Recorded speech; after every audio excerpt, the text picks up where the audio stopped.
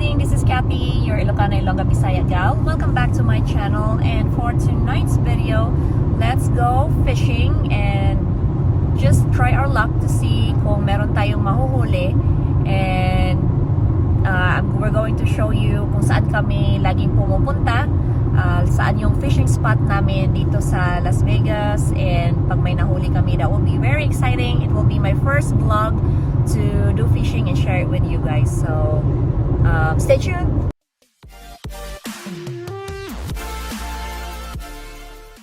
Ayan, order muna tayo sa Panda Express for dinner. I'm not sure though kung makikita nyo pa kami doon kasi madilim na. So we'll just try this vlog and see if we will be successful with our fishing, and at the same time kung maipakita namin ng klaro sa inyo kung meron tayong huli. So we'll see.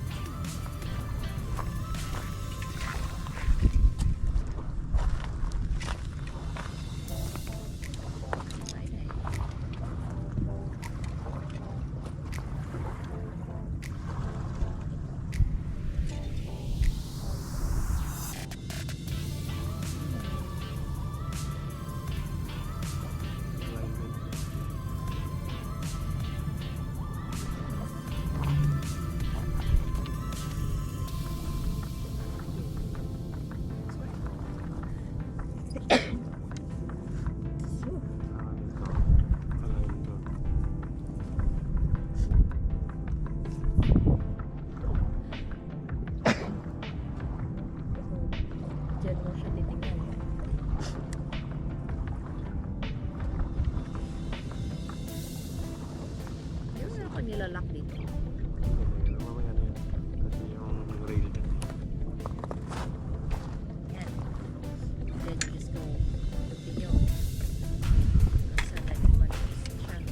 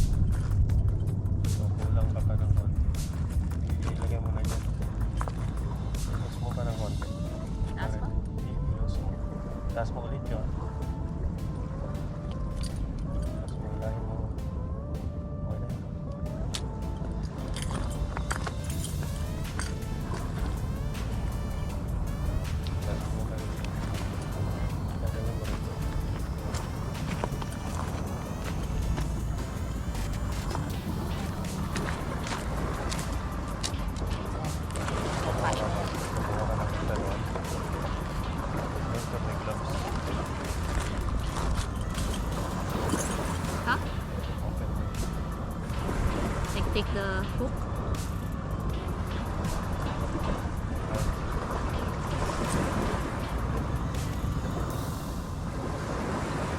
So tanggalin ko itong mga hook.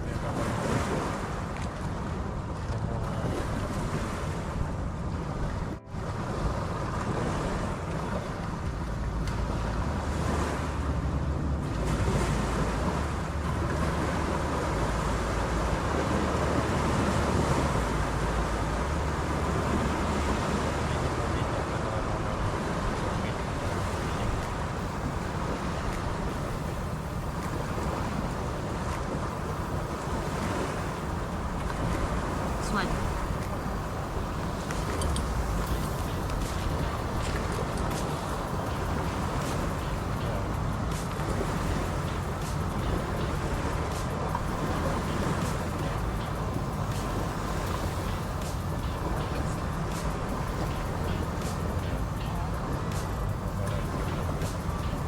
Tapos,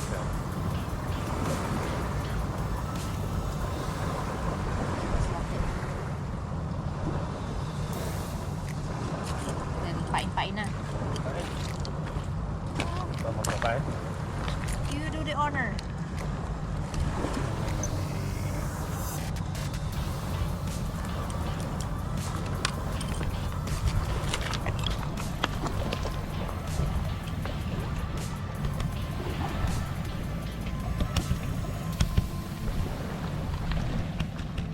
Lagyan natin ang ginagawa.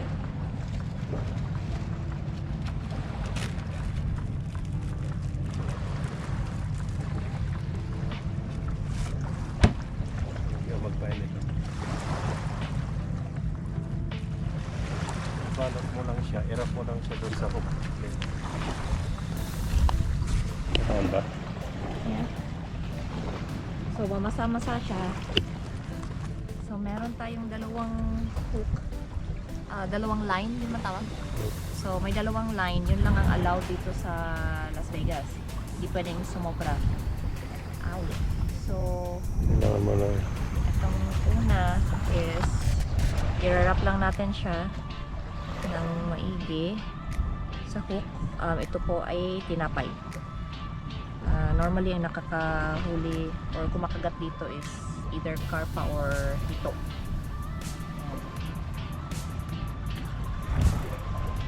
Ayan.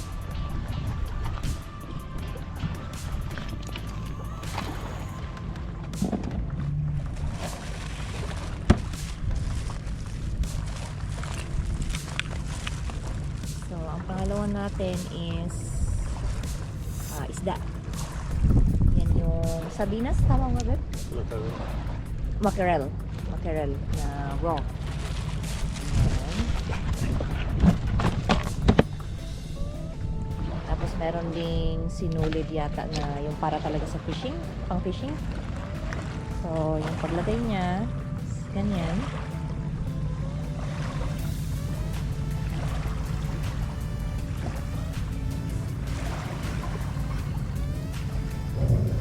Ayan.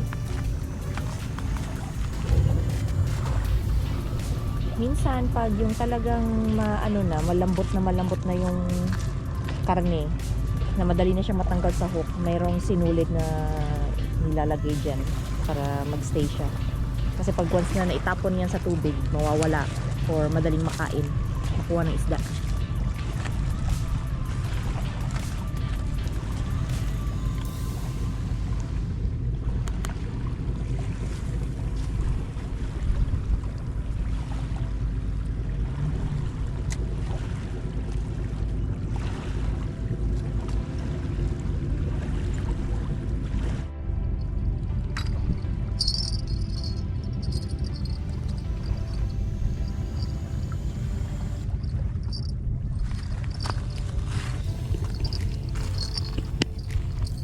So, ito yung kiling-kiling namin. So, lalagyan namin ng ilaw at the same time meron din siyang bell. So, ilalagay po natin yan dito sa tuktok. Para kung makatulog ka man or may iba kang ginagawa, pag narinig mo to, ibig sabihin gumagalaw tong line mo, ibig sabihin may kumagat. So, hit ko lang siya.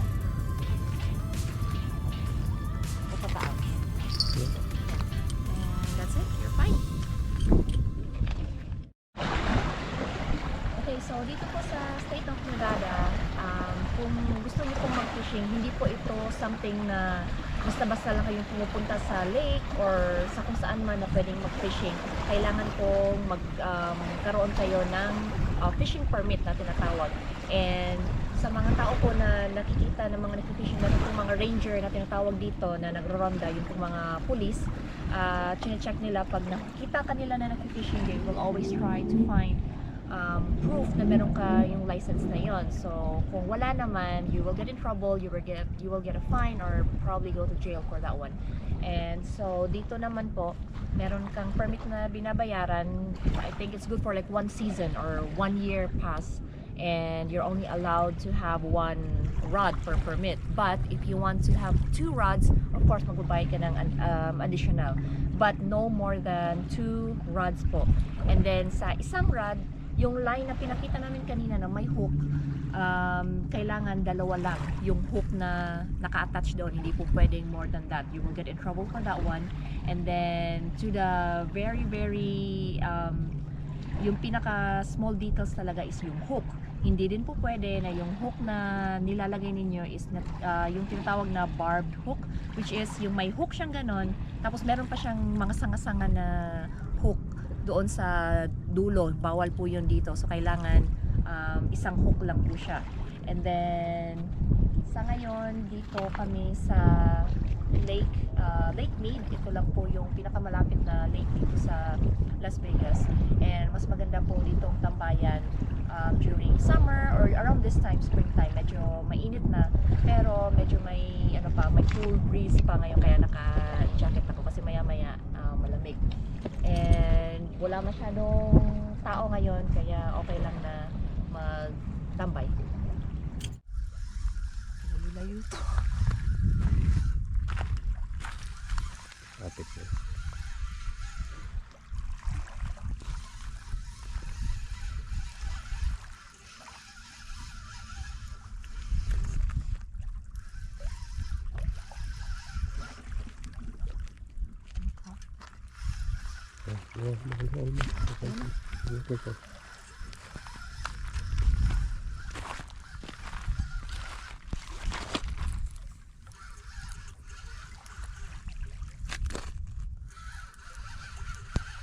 Dito.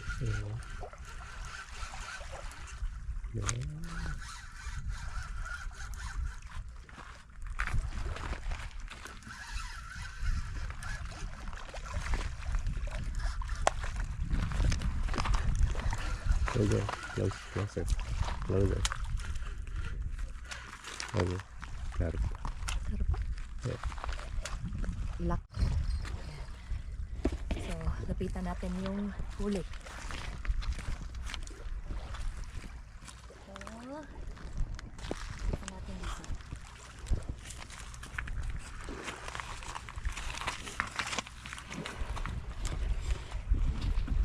Yan po ang ating huli. Kapa. Ayan. Mas malaki pa yata sa hita ko.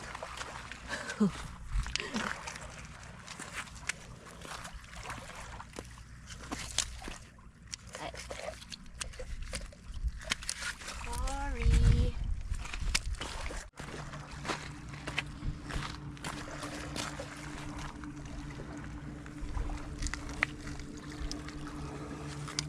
Diba?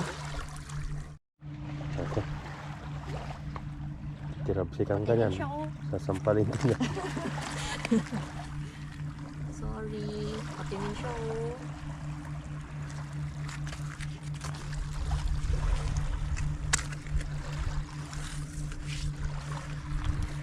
Yan po ang ating una at siguro huling huli for tonight, kasi 12:00 na ng madaling araw. Ayan. Big size. Ano lang ng hita ko. Ang laki lang ng hita ko. Mas malaki pa yata eh.